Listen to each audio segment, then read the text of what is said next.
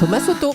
Du discours de Manuel Valls demain après-midi à l'Assemblée, on attend aussi qu'il précise où il ira chercher les fameux 50 milliards d'économies prévus d'ici la fin du quinquennat. Bonjour Nicolas Barré. Bonjour Thomas. Ce que vous nous dites ce matin, c'est que ce plan sera sans tabou, mais vraiment sans tabou, Nicolas. Alors oui, vous en avez parlé dans le journal de 7 heures, pas de tabou en effet. Pour arriver à 50 milliards, il faut taper à toutes les portes.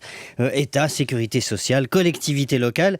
Et puis il faut aussi frapper les esprits en revenant par exemple sur cette promesse de créer 60 000 postes dans l'éducation nationale. Ce chiffre avait été avancé pendant la campagne sans réelle évaluation, un peu au doigt mouillé. Il va être revu en baisse.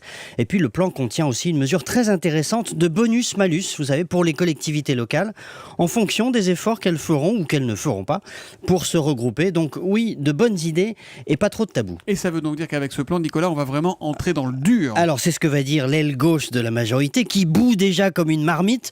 Or pour dire la vérité, c'est très exagéré. Il faut toujours rappeler les ordres de grandeur, Thomas. 50 milliards sur 3 ans, donc ça fait 17 milliards par an. C'est 17 milliards sur 1200 milliards de dépenses publiques. L'État dépense chaque année 1200 milliards. État, collectivité locale, sécurité sociale, etc. Donc c'est un effort de moins de 1,5%.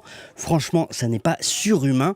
Dans les entreprises, quand on fait un plan d'économie, c'est souvent nettement plus sévère. Pourtant, les économies, on sait que c'est toujours plus difficile à faire dans le public. Pourquoi, Nicolas, d'ailleurs ? Alors oui, parce que la gauche comme la droite, d'ailleurs, utilise souvent une mauvaise méthode. Celle qui consiste à rogner partout, donc à mécontenter tout le monde, plutôt que de faire des choix beaucoup plus radicaux. Le gros du dérapage de nos comptes publics vient, vous le savez, des dépenses sociales. Si on disait par exemple, le régime des retraites et d'assurance chômage doivent impérativement être à l'équilibre, on ferait déjà des dizaines de milliards d'euros d'économies. Mais on n'a jamais été jusque-là, ni la droite ni la gauche d'ailleurs.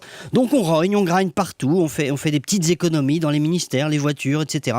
Alors c'est bien, il le faut, mais il faudrait surtout une grande réforme de notre secteur public. Or là, pour le coup, on toucherait un vrai tabou. Et celui-là, il n'est pas d'actualité encore, semble-t-il. 50 milliards d'économies, ne nous y trompons pas. Ça impressionne évidemment, mais en fait, c'est une goutte d'eau, nous rappelle Nicolas Barré, directeur de la rédaction des Échos. L'édito Écho de Nicolas, c'est tous les matins à 8h10 sur Europe 1. À demain, Nicolas. À demain.